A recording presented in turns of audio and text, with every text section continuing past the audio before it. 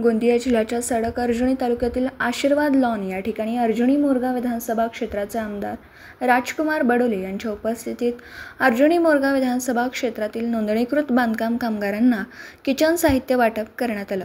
नोंदणीकृत बांधकाम कामगारांसाठी किचन साहित्य वाटप शिबिराचं आयोजन आमदार राजकुमार बडोले यांच्या उपस्थितीत सडक अर्जुनी येथे करण्यात आलं होतं। आमदार राजकुमार बडोले यांनी सांगितलं की 23, 24 आणि 25 एप्रिल असे 3 दिवस या साहित्य वाटप शिबिराचं आयोजन करण्यात आलं। सडक अर्जुनी, अर्जुनी मोरगाव आणि गोरेगाव या 3 तालुक्यात करण्यात आलं।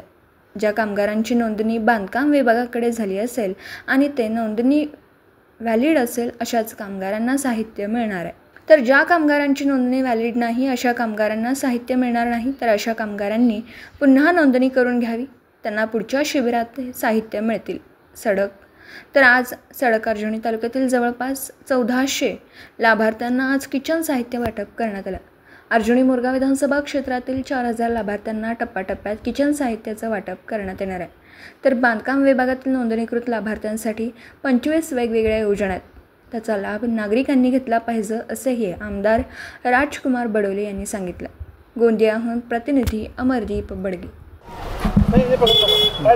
तुमचा परिचय सांगा। विलास चोपराम रामटके, मुक्काम श्रीरामनगर। कुठल्या योजनेअंतर्गत तुम्हाला साहित्य मिळाले?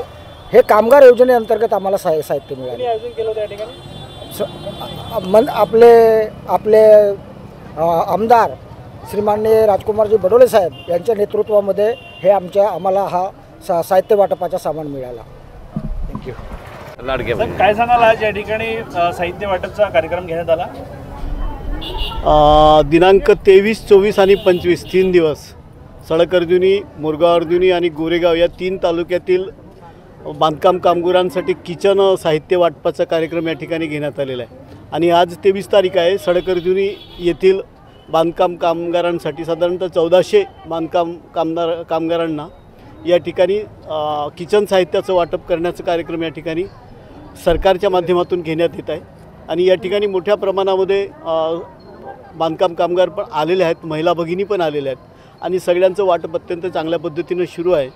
ज्या लोकांचं रजिस्ट्रेशन संपलेलं असेल त्यांचं पुढच्या 3 महिन्यामध्ये परत आपण रजिस्ट्रेशन करून सगळ्यांना साहित्य देण्याची आपण या ठिकाणी करत आहोत। आणि त्याच्यामुळे याला अत्यंत उत्तम असा प्रतिसाद सगळ्या लोकांकडून भेटत आहे आणि सगळ्या यंत्रणांचा सहकार्य पण या ठिकाणी उत्तम पद्धतीनं भेटत आहे आणि अत्यंत चांगलं साहित्य या ठिकाणी आहे।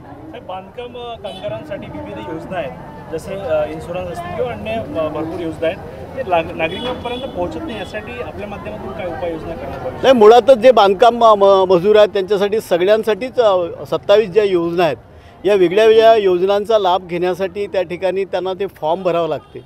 त्याच्यामध्ये नॉलेजची थोडीफार कमी असू शकते, तर त्या ठिकाणी आपण पुढच्या कालखंडामध्ये त्यांच्या नोंदणीचा जो कार्यक्रम घेणार आहोत, त्याच्यामुळे ह्या सगळ्या योजना त्यांना कशा पद्धतीनं भेटतील। कारण एखाद्या बांधकाम कामगाराकडे समजा घर नसेल तर त्याला पण घरकुल देण्याची योजना आहे। 2 लाख रुपये द्यायचं आणि त्याच्यात 6 लाख रुपयापर्यंत बिनव्याजी त्या ठिकाणी कर्ज पण दिलं जाते।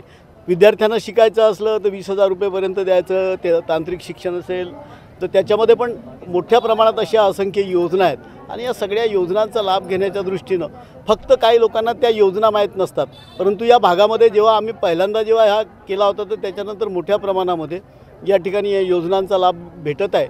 आणि नवेगाव बांधमधला एक मुलगा आता इंजिनियर झालेला आहे या योजनांमध्ये, वडील नसताना।